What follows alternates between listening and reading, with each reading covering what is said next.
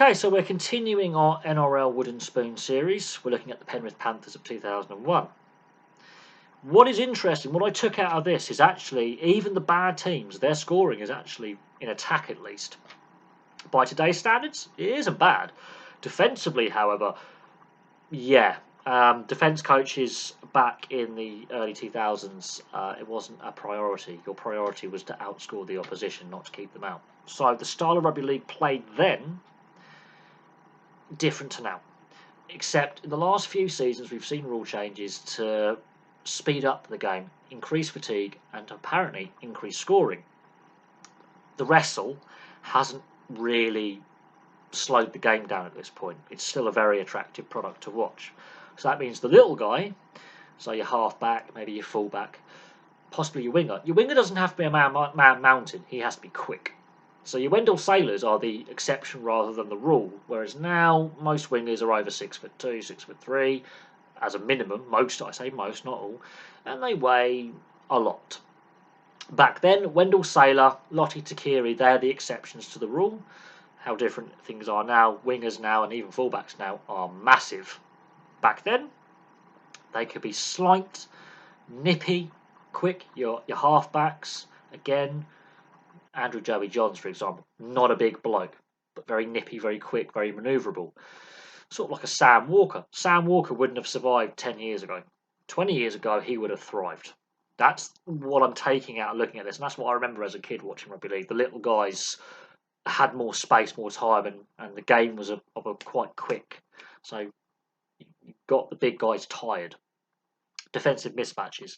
And in Penrith's case, their defence, there are some stats here that make for some shocking reading. Even North Queensland, who finished 13th, their defence is bad as well. In fact, both sides, looking at the stats from the previous season of the bottom two, defence has apparently taken an off season. Defences in 2001, they're not interested. Attack, however, very interesting because they're very, very close in attack. It's the defence where things just fall off a cliff for both sides. So, Penrith.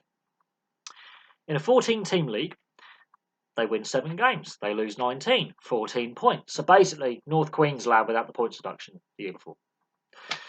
Points for, as I said, a lot higher than the season before for the Wooden Spoonists. 521 points in attack, which is 12th overall. So they haven't got the worst attack. Very similar to North Queensland. They didn't have the worst attack either, which averages out at 20 points per game, just a shade over. In actual fact, it's 20.04 points per game in attack.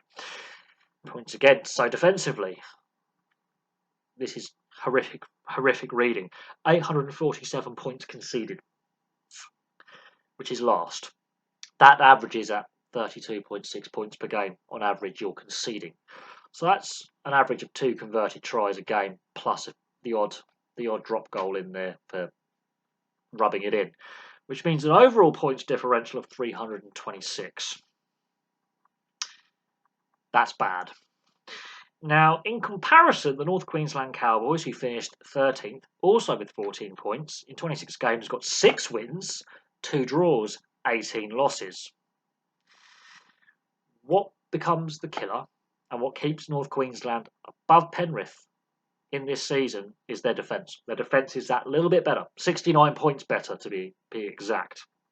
Insert your Quagmire impersonation from Family Guy in here.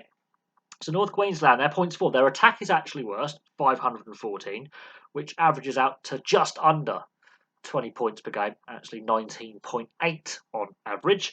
Their defence, however, is much better, as I say, 29.7 points per game they're averaging, which is basically 3 points per game better. And that's why North Queensland do not get back-to-back wooden spoons. Now, as I say, Penrith would turn this around within 2 years. They win a grand final. But they spend many spells at the bottom of the ladder, and it does come down to the last round of fixtures of the season. So rounds 1 to 6, bottom of the ladder. They're the worst team for the first 6 weeks. Weeks 8 and 9, they're back at the bottom.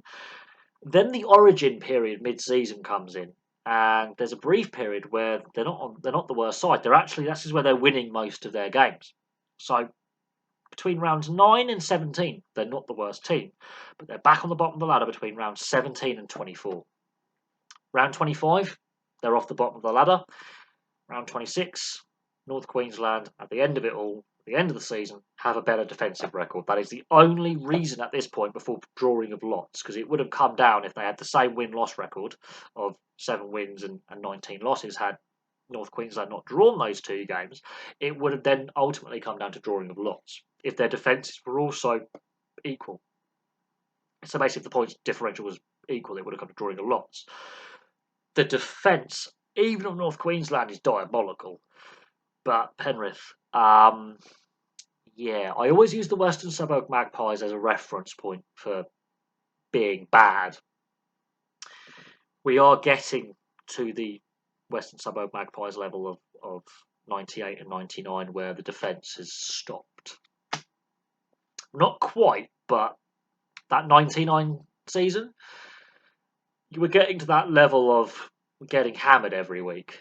And yeah, you might be scoring 20 points a game, which is fantastic. Fantastic. That really is. That's not bad attack. That's 4 tries per game. That's, in my opinion, 4 or 5 tries per game. That is not bad. But when you're conceding an extra 2 tries per game more than you're scoring, that says to me that when you lose games, you're getting blown out. And I think the same could be said for North Queensland. When they lose games, they're getting blown out. So North Queensland defensively have got worse, and in attack. Okay, they're a bit better, but defensively they've fallen off a cliff. It just so happens Penrith really decided to nosedive this season because they weren't in the bottom 2 the season before, so Penrith have got really bad.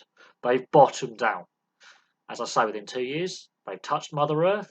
They figured out we can win. We can make top 4. So they go from 14th to top 4 within 2 years and win a grand final. So it does say to me you can be wooden spoonists, and within 2 seasons you can completely transform your roster, your coaching, the mentality of a team. North Queensland, however, have been near the bottom for many seasons at this point. It'll be interesting to have a look at the 2002 season, won't it? We'll be doing that soon. But from me, thank you very much for watching. I want to hear from Penrith fans about the 2001 season and how bad it was. And I'll have some more content for you very, very soon.